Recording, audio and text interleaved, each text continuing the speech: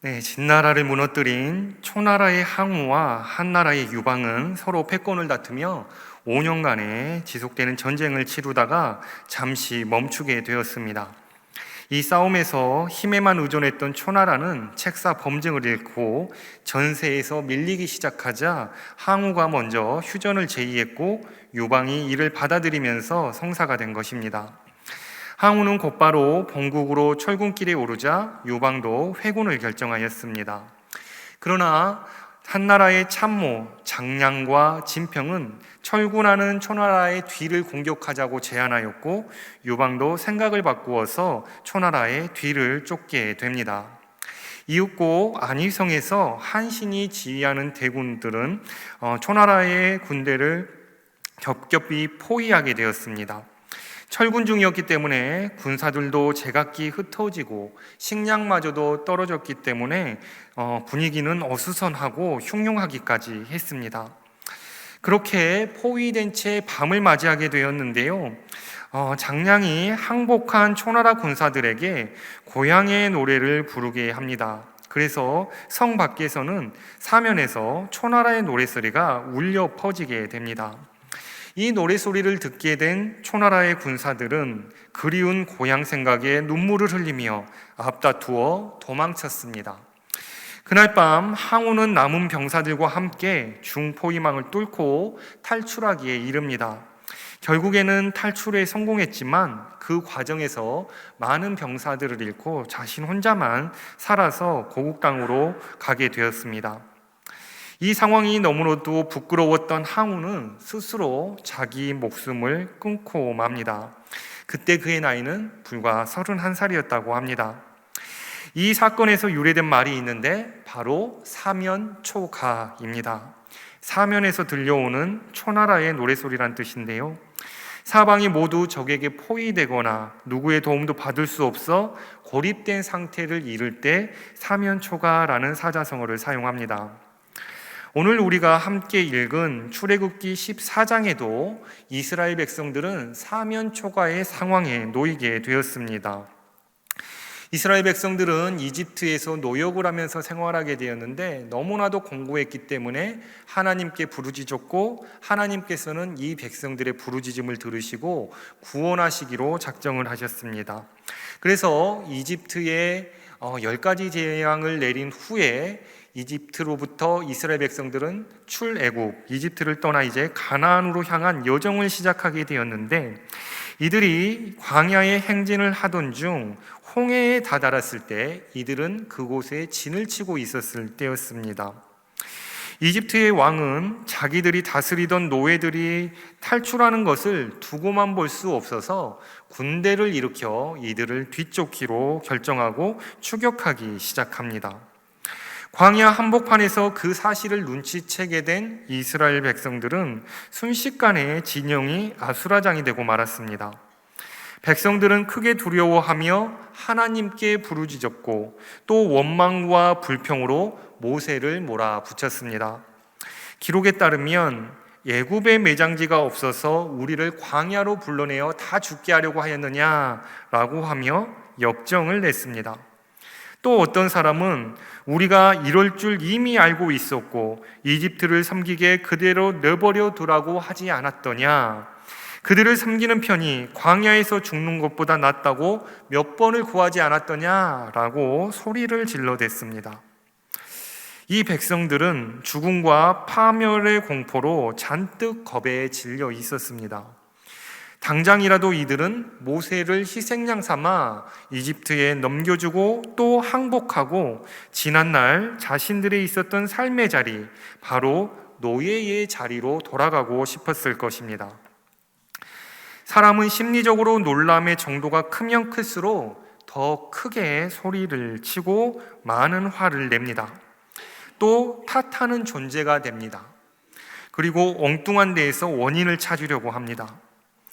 두려움을 상쇄시키기 위한 본능 때문인 것이죠. 이것을 우리는 자기 방어 기제라고도 합니다. 그렇다면 모세의 심정은 과연 백성들과 달랐을까요? 백성들의 그 두려움, 모세라고 없지는 않았을 것입니다. 모세는 하나님의 명령 때문에 이스라엘 백성들과 더불어 광야의 행진을 시작하였지만 어찌 보면 그는 그 누구보다도 마음이 시커멓게 타들어갔을 것이고 똑같은 공포 가운데 놓여 있었을 것입니다. 더 외로웠겠죠. 그럼에도 불구하고 모세는 하나님의 말씀을 들었기 때문에 백성들을 진정시키고자 애를 썼습니다. 오늘 함께 읽었던 본문의 13절과 14절의 말씀에 보면 그는 하나님께서 우리를 위해 싸우시리니 걱정하지 말라고 외치며 백성들의 동요를 진정시켜 보려고 애를 썼습니다. 그렇지만 이 아수라장이 된 이 전쟁터와 같은 이 이스라엘의 진영에서 과연 이 소리를 듣고 있는 사람이 누가 있었겠습니까? 오히려 모세를 몰아붙이며 우리를 다 죽게 하려고 그랬냐고 따져 묻는 저 백성들이 하나님께서 우리를 위해 싸우실 것이니까 기다려보자고 하는 이 말을 과연 누가 들었을까요? 허공을 치는 메아리와 같았을 것입니다. 아무도 그 말을 듣지 않는 그 상황 속에 모세도 결국 연약한 인간인지라 하나님께 부르짖는 것 외에는 마땅한 도리가 없었겠지요. 모세 역시도 백성들처럼 하나님께 부르짖으며 간구했지만 돌아오는 대답은 호통과 책망이었습니다.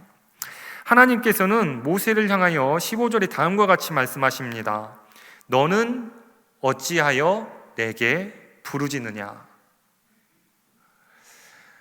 앞에는 바다가 막혀 있고 뒤에서 이집트 군대가 쫓아오고 있어서 이 위기의 상황 속에 모세는 하나님께 기도하였는데 지금 하나님께서는 이 모세와 백성들을 향하여 너는 어찌 내게 부르짖느냐고 대묻고 계십니다. 위기 앞에서 하나님을 찾고 부르짖고 기도하는 행동에 우리는 어떤 신앙의 문제점도 발견할 수가 없습니다. 그러나 하나님의 생각은 우리의 생각과 달랐습니다. 특히 모세를 책망하셨어요. 그렇다면 어떤 지점에서 어떤 문제가 있었기 때문에 이와 같은 책망을 듣게 되었을까? 그 원인에 대해서 우리가 한번 살펴보면 좋겠습니다. 이스라엘 백성은 잔뜩 겁에 질려서 우왕좌왕하고 있었어요. 그런 그들에게 다음과 같이 말씀하십니다. 저 백성들에게 명령하여 앞으로 나아가게 하라. 하나님의 말씀입니다. 극한의 공포에 지금 아무것도 할 수 없는 이 상황 속에 이러다가 다 죽을 수도 있겠다는 그 생각 때문에 이성을 잃어버린 이 백성들을 향하여 하나님은 앞으로 나아가라고 명령하고 계십니다. 대체적으로 상황이 긴박하면 긴박할수록 사람은 최선의 선택을 하지 않습니다. 최선의 선택은 여유 있고 충분한 고민이 있을 때 최선의 선택을 하는 것이지 이와 같이 긴박한 상황과 위기의 상황이 닥치면 우리는 최악을 피하려는 선택을 해요. 최악을 피하려다 보니까 무리수를 두는 것입니다. 일단 이 상황을 벗어나야만 살 수 있기 때문에 살고 보자는 생각이 더 강한 것이죠. 그러므로 이 백성들은 이집트로 돌아가는 것만이 살 길이다, 그게 안전한 것이다 라고 판단하면서 뒤를 돌아 자기의 길로 되돌아가려고 했단 말이죠. 이와 같은 백성들에게 하나님께서는 뒤를 돌아보지 말고 앞으로 나아가게 하라 말씀하십니다. 우리에게 이와 같은 상황이 닥쳤다고 하면 우리도 이성적으로 판단하고 최선의 선택을 할 수 있을까요? 결코 그렇지 못할 것입니다. 오히려 더 조급해하고 판단력은 흐려질 거예요. 판단력이 차츰차츰 흐려지면 의심이 생깁니다. 과연 이 문제를 돌파해서 해결해낼 수 있을까? 살아남을 수 있을까? 나는 안전할까?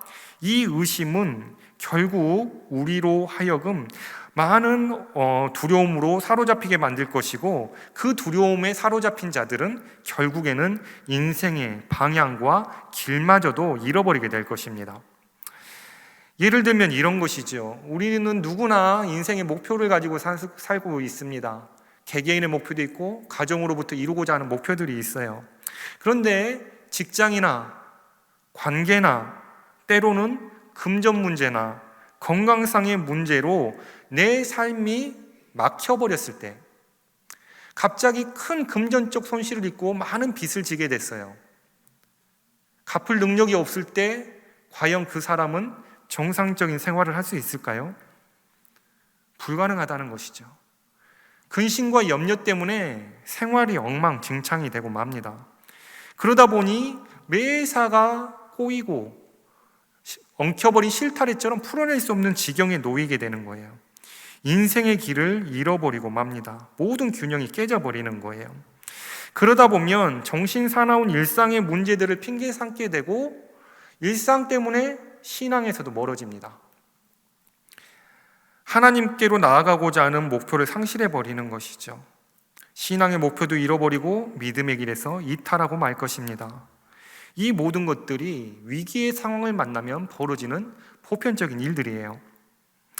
그런 저희들을 향하여서 하나님께서 지금 앞으로 나아가라 라고 하신 데에는 우리의 삶의, 신앙의, 인생의 잃어버린 길을, 그리고 그 방향을 다시금 재설정해 주시는 것입니다. 이들은 가야 할 곳이 이집트가 아니라 출발부터 가나안이었어요. 그런데 그 목표 앞에 위기가 닥치니까 방향을 잃어버리고 되돌아가겠다는 것이죠. 하나님께서는 그 방향을 다시금 재설정해 주신 것입니다. 이제는 이집트가 아닌 가나안을 바라보며 앞으로 나아가라는 것이에요. 허둥대지 말고, 불평하지 말고, 의심하지 말고 목표를 향해 나아가라 말씀하고 있는 것입니다. 하나님이 이끄시는 목적을 따라 앞을 향해 나아갈 수 있는 믿음의 사람 되시기를 주님의 이름으로 축원합니다. 그렇지만 앞으로 나아가려고 하지만 그 앞에 무엇이 있었냐? 홍해가 가로막고 있었어요. 망망한 바다. 가고 싶어도 감히 엄두가 나지 않는 그 홍해가 가로막고 있었습니다. 큰 장애물, 그저 막막한 저곳을 향하여서 하나님이 가라 하셨는데, 이때 하나님은 또 한 가지를 모세에게 명령하시죠. 바로 지팡이를 들라는 것입니다. 지팡이를 들라. 모세는 이때까지만 해도 하나님께 부르짖고만 있었어요. 기도했습니다. 이 상황 모면해 달라고, 살려달라고 기도하고 있었어요. 그런 그에게 지팡이를 들고 일어서고 목표물을 바라보라는 것이죠. 기도할 때가 있고 실천해야 될 때가 있습니다. 우리의 인생의 문제 앞에 간절히 기도해야 될 때가 있지만 행동하지 않으면 아무런 결과가 없는 거예요. 오늘 모세에게도 동일한 말씀을 주고 계십니다. 그 지팡이를 들고 무엇을 하라고 명령하셨냐면 저 바다 위로 내밀어 그것을 갈라지게 하라, 이렇게 말씀을 하셨어요. 장애물을 눈앞에서 치워버리라는 것이죠. 모세는 호렙산에서부터 하나님을 만난 후에 이곳에 당도하기까지 하나님이 행하시는 기사와 이적을 보았습니다. 이미 이집트에 내리는 10가지 재앙이 모세의 지팡이로부터 비롯됐어요. 하나님이 그것에 권능을 주시고 그곳으로 가서 이적을 일으키라고 하셨기 때문입니다.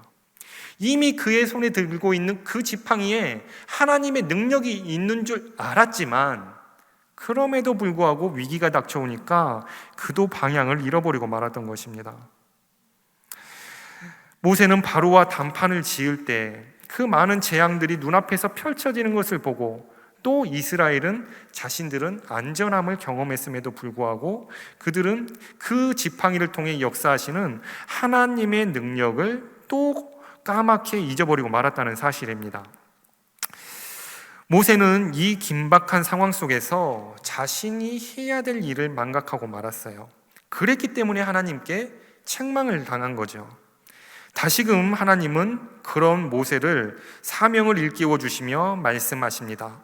믿음으로 행진하라고 말입니다. 하나님은 무슨 일을 맡길 때 뜬구름 잡는 목표만 주시지 않아요. 반드시 그 목표를 이루어낼 수 있는 권능도 함께 주십니다. 권능이 없이 막연하게 가나안 땅으로 가라고 했으면 이들이 갈 수 있었겠습니까? 그들은 광야에서 모두 죽임을 당하고 말았을 것입니다. 그러나 하나님께서는 목표도 주시되 권능도 주신다는 이 사실을 깨닫게 된다면 오늘 이 시절에 저와 여러분을 통하여서 우리 바름교회에 주시는 목표, 직분, 직책, 이거를 우리로 감당하라고 주셨겠습니까? 하나님께서는 이 또한 감당할 수 있는 성령의 충만함을 예비하시고 우리에게 부어주실 줄로 믿습니다. 그러므로 그 능력을 깨닫는 사람마다 하나님께서 주시는 선한 능력으로 합력하여 선을 이루며 한 믿음 한 방향으로 힘차게 행진해 나아갈 수 있는 믿음의 결단이 있기를 소망합니다. 그 은혜가 저와 여러분 가운데 하나의 고백, 한 믿음으로 고백되어지기를 간절히 소망합니다. 화면을 잠깐 한번 보실까요? 작은 그림입니다만 저 그림이 무엇이냐면 이집트의 왕자와 영화 10개에서 홍해를 가르는 장면입니다. 작은 그림입니다만 이미 영화를 다 보셨기 때문에 느낌적으로만 좀 같이 공감하셨으면 좋겠어요. 이집트의 왕자에서는요, 모세가 지팡이를 높이 들고 홍해 바다를 내리 찍습니다. 그러자 그 바다가 스펙타클하게 쫙 갈라져요. 그리고 영화 10개에서는 모세가 오늘 함께 읽었던 본문의 13절, 14절의 말씀을 선포하고 지팡이를 높이 치켜들고 양팔을 벌리자 이 바다가 쫙 갈라집니다. 정말 순식간에 갈라져요. 우리도 그 광경이 너무나도 익숙하고 또 우리의 뇌리에 각인되어 있습니다. 그런데 성경에서 설명하고 있는 장면은 좀 달라요. 출애굽기 14장 21절에 무엇이라 기록이 되어 있냐면 모세가 바다 위로 손을 내밀매 여호와께서 큰 동풍이 밤새도록 바닷물을 물러가게 하시니 물이 갈라져 바다가 마른 땅이 된지라, 이렇게 기록이 되어 있단 말이에요. 그러니까 바다가 한순간에 이렇게 쫙 갈라지는 것이 아니라 바람이 밤새도록 불어옵니다. 이 바닷물이 밀려나가는 거예요. 조금씩 밀려나가고 있는 거죠. 이와 같은 상황 속에 지금 이 본문의 말씀, 함께 나눈 말씀을 다시금 재정리를 해보면 좋겠습니다. 긴박하고 위험한 절체절명의 순간이 찾아왔어요. 백성들에게는 앞으로 나아가라고 그랬습니다. 모세는 지팡이를 들고 명령하였더니 바다가 갈라져요. 근데 순식간에 갈라지는 것이 아니라 조금씩 물이 밀려가고 있는 거예요. 그러면 이스라엘 백성들은 자신들이 걷는 그 발걸음 가운데 마른 땅을 보았을까요? 바다를 보았을까요? 바다를 보고 걸어가고 있었을 거예요. 그러나 가는 동안에 메마른 땅이 나타나는 것이죠. 이렇게 상상해 보실 수 있지 않겠습니까? 밤새도록 물이 밀려났는데 이집트 군대는 새벽녘에 뒤따라오다가 수장당하거든요. 그러니까 이 백성들이 지나가는 과정 속에 물이 완전히 땅을 드러낸 것이 아니라 조금씩 땅이 드러나고 있는 과정 속에 이들은, 이 많은 백성들이 행진을 했다는 거예요. 무엇을 의미하는 걸까요? 믿음으로 가지 않으면 도저히 갈 수 없는 길이었다는 것입니다. 죽을 것 같은데 가는 동안에 땅이 드러나는 거예요. 지금 이 상황을 우리 가운데 펼쳐주고 계십니다. 하나님께서는 이 백성들을 택하시고 건져내시고 가나안 땅으로 인도하실 때 믿음 가운데 이들이 행진하기를 기대하셨을 거예요. 그러나 위기의 순간이 닥쳐오자마자 믿음은 온데간데 없습니다. 하나님의 약속의 말씀은 온데간데 없고 되돌아가겠다는 거예요. 그러나 지금 이 상황은 되돌아갈 수가 없어요. 그 바다 한가운데 메마른 땅을 걷고 있는 이들은 양옆에도 바닷물이고 앞쪽에도 바닷물이고 뒤에서는 군대가 쫓아오기 때문에 그 어디도 갈 곳이 없습니다. 어쩔 수 없는 상황에 갇혀버린 거예요. 이제는 하나님의 말씀을 따라가는 수밖에 없습니다. 만약에요, 하나님께서 이 백성들에게 너희들 이집트에 있을래? 가나안으로 갈래? 라고 자유의지로 선택하게 했으면 이 사람들 다 이집트에 머물러 있었을 것입니다. 그러나 하나님은 이 백성들로 하여금 앞으로 나아갈 수 있는 상황을 만들어내어서 이것이 곧 믿음이라는 것을 모든 백성들에게 보여주셨다는 거예요. 오늘 우리도 마찬가지입니다. 이와 같이 어쩔 수 없는 상황 우리에게도 매일같이 찾아와요. 평생 건강할 줄 알았는데 어느 순간에 중병에 걸려가지고 누워버릴 때, 평생 내가 헌신하고 이곳에서 즐겁게 직장 생활할 줄 알았는데 어느 날 갑자기 정리해고 통보를 받을 때, 내가 열심히 사업을 해서 이 일이 천년만년 내 가정을 지키고 내 삶을 윤택하게 할 것 같은데 어느 순간 찾아온 부도, 꿈꾸고 계획했던 일들이 일순간에 무너져 버렸을 때 우리는 어떤 생각을 합니까? 시작했던 곳으로 되돌아가려고 할 것입니다. 그러나 그런 우리들의 마음 가운데 하나님은 말씀하시는 것이죠. 목표를 향해 나아가라. 하나님께서는 늘 이렇게 어려움과 위기의 순간을 통하여서도 우리가 믿음으로 행진하기를 기대하고 계신다는 것입니다.